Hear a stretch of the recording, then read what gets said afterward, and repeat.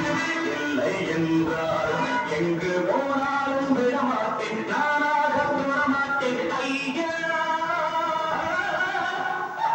முரட்டுக்காடை, கொல்லாதவன், காளி, ராஜாத்தி ராஜா என்று எந்த வரையறைக்கும் கட்டுப்படாத மாஸ் ஹீரோவான ரஜினியை சூப்பர் ஸ்டார் ஆக்கின தமிழக மக்கள். தமிழ் சினிமாவுக்கு உலகளவில் என்றிருக்கும் வியாபாரத்திற்கு காரணம் ரஜினி தான். தமிழ் சினிமா நினைத்து கூட பார்க்க முடியாத வசூல் சந்தைகளை ரஜினி படங்கள் தான் திறந்து வைத்தன. எஜமான், வீரா, பாட்ஷா, முத்து, படையப்பா, சந்திரமுகி, சிவாஜி போன்ற ரஜினியின் படங்கள் 100 நாட்கள் ஓடி வசூலில் சக்கை ஓடு போட்டு சூப்பர் டூப்பர் ஹிட்டாக மாறின.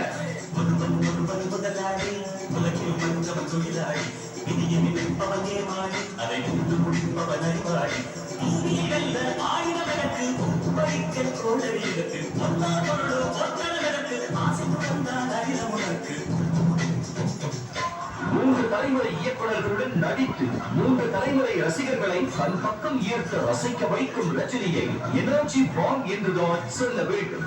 ரஜினியின் நடையை, ரஜினியின் சிகரெட் ஸ்டைலை, ரஜினி கூலிங் கிளாஸ் மாற்றும் அழகை காப்பி அடிக்காத இன்றைய மாஸ் ஹீரோக்கள் யாருமே இல்லை. ஹீரோ பெயருக்கு அடைமொழியுடன் டைட்டில் கார்டு போடுவதும் பாட்டு போடுவதும் கூட ரஜினி தொடங்கி வைத்த கலாச்சாரம் தான். ஆரம்பத்தில் ரஜினியுடன் இணைந்து நடிக்க தயங்கிய முன்னணி நடிகர்கள், நடிகைகள் இந்நாளில் ரஜினி படத்தில் வாய்ப்பு கிடைக்காதா என ஏங்கி தவித்தனர். அந்த அளவுக்கு தனக்கான ராஜ்யத்தை ராஜதந்திரமாக உருவாக்கி மாஸ் கமர்ஷியல் ஹீரோவாக அவதரித்தார் ரஜினி.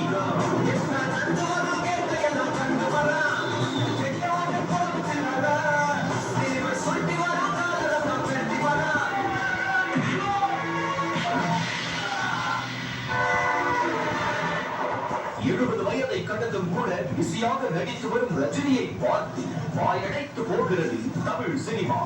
இன்றளவும் அவரது படங்கள் கோடிகளிலேயே பிசினஸ் ஆகிறது.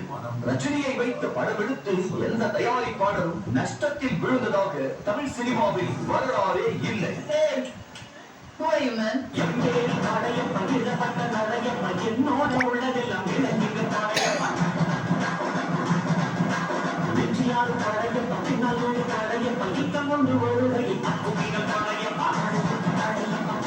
படத்தில் மட்டுமல்ல, மேடை பேச்சு ரஜினி அளவுக்கு சுவாரஸ்யமாக பேச முடியாது.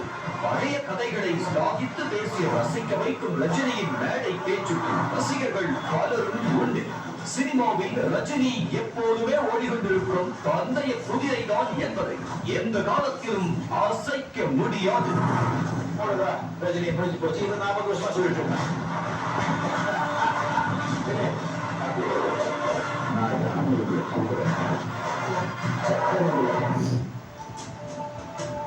தமிழ்நாட்டு இளைஞர்களிடம் போதைப் பொருள் பயன்பாடு வேகமாக பரவி வருவதாக ஆளுநர் ஆர்.என். ரவி கவலை தெரிவித்துள்ளார். நாட்டின் 79வது சுதந்திர தினத்தை முன்னிட்டு உரையாற்றிய அவர், பாலியல் வன்கொடுமை மற்றும் பெண்கள், சிறுமிகளுக்கு எதிராக இழைக்கப்படும் பிற பாலியல் குற்றங்கள் அதிகரித்துள்ளதாக குறிப்பிட்டுள்ளார். 2024 56 விழுக்காடு அளவுக்கு போக்சோ வழக்குகளும், பெண்களுக்கு எதிரான பாலியல் வன்கொடுமை சம்பவங்கள் 33 விழுக்காட்டிற்கு மேலாக அதிகரித்துள்ளதாக குற்றம் சாட்டியுள்ள ஆளுநர், ஏழைகள் மற்றும் விளிம்பு நிலையில் இருப்போருக்கு எதிரான கல்வி மற்றும் சமூக பாகுபாடு நிலவுவதாக தெரிவித்துள்ளார்.